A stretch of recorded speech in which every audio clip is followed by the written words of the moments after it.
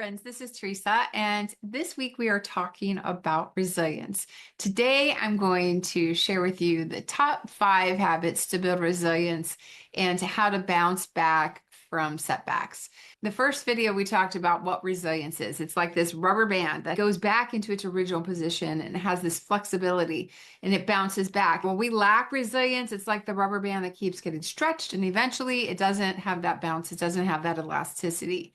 There are things that we can do to help cultivate resilience within ourselves.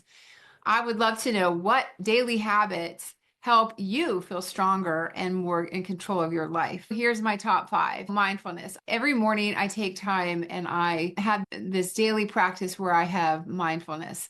I focus on my breath. I focus on getting grounded for 5 to 10 minutes. I have an app on my phone called Insight Timer. I like to put music on and it helps me to calm and focus. Then I have a gratitude journal. I write down 5 things I'm thankful for in the present. I send love. I write down affirmations. I set my goals for the day. And then I give thanks for things that have not yet come. I have this daily gratitude practice. I try to make a conscious effort to get restorative sleep. I also have another app on my phone. It turns it into sleep mode. I have it set from 10 to 6. It goes black.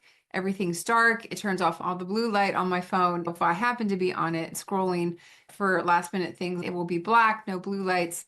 The other thing it does is stops all notifications. Sometimes I will drink a cup of sleepy time tea before I go to bed. Sometimes I might use a little herbal supplement if I'm feeling like I'm not going to be able to fall asleep right away. But I really try to minimize the interruptions during my sleep. I sleep in a really cold room with a heavy blanket on, and that really helps me to get restorative sleep. The other thing I try to do is every day I try to get up and move my body. It is easy when we work at a desk job to get stuck in one position and not get up and move. It's harder on days like today when it's -1 outside and there's 6 inches of snow to get up and move, but I have a house that I can go up and down the stairs and I try to do that. I try to throw the ball with my dog and get her moving, and that helps me to get moving. The last thing I do, really, I think it's more important than anything, is social interaction. I'm an introvert, so I draw my strength from solitude.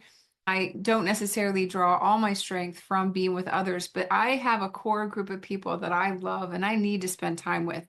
If I don't, I actually miss it. The first and most obvious is my children and my grandchildren. I need that time. If I don't have their hugs and their kisses and seeing their smiley faces, I really need that.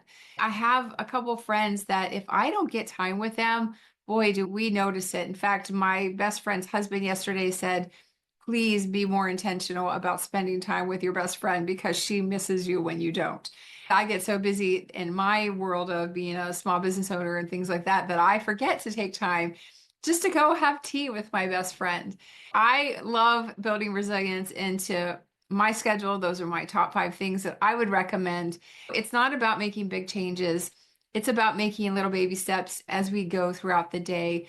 And again, I would love for you to comment, what is that one thing that you love? If you could do nothing else, one thing that you do to help build resilience so that we don't lose our elasticity and our stretch when it comes to life.